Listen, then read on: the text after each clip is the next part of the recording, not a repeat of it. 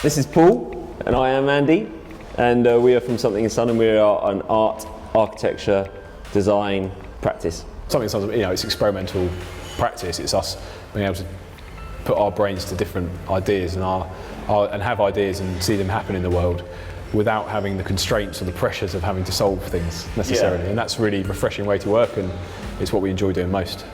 With us designing, it's not like you don't just design the physical, you design everything. So you're designing how the user experience, you're designing it sounds awful, but you're kind of designing the community in a way.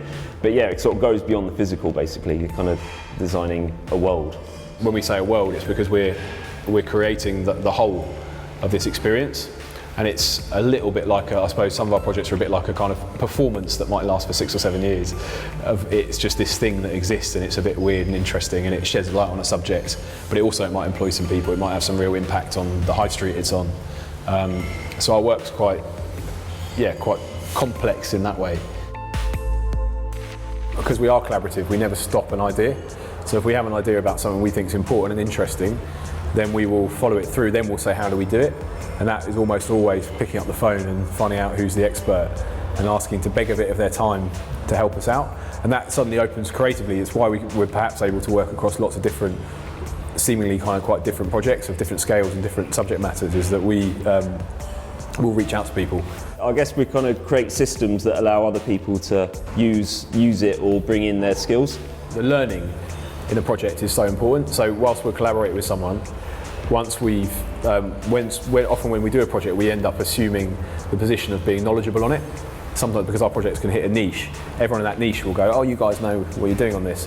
And sometimes we do, but actually we build a lot of knowledge up around a subject. Personally, I don't really want to repeat projects that much, because that is part of the fun of the project, is that you do meet new people, you learn new things.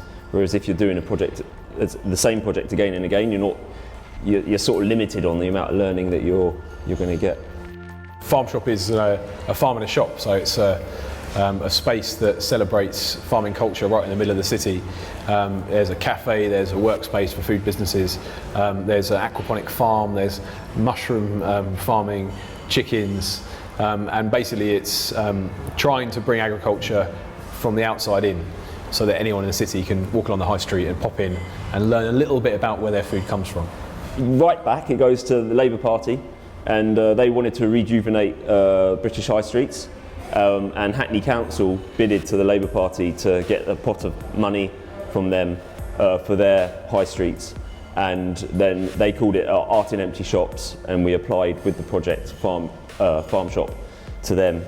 And we didn't know what space we were going to get or anything like that. We just had the idea about what we wanted to do. We didn't know the technology, we didn't know anything really. We just had a very clear idea about what we wanted to achieve.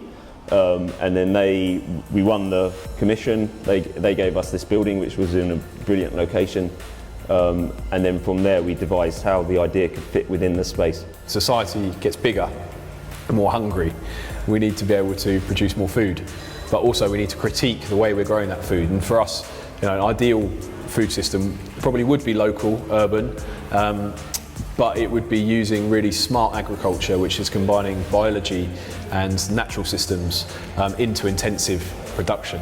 And some of our projects have started to touch on that. So instead of growing things in a warehouse with LEDs, why don't you grow things, use the sun when you want to, use some LEDs when it's dark and miserable, and combine those together in a kind of unique, kind of perfect synergy of technology and nature. And I think a lot of the projects we're seeing happening around the world now are just about technology, just about money. They're not sustainable beyond the fact they're local.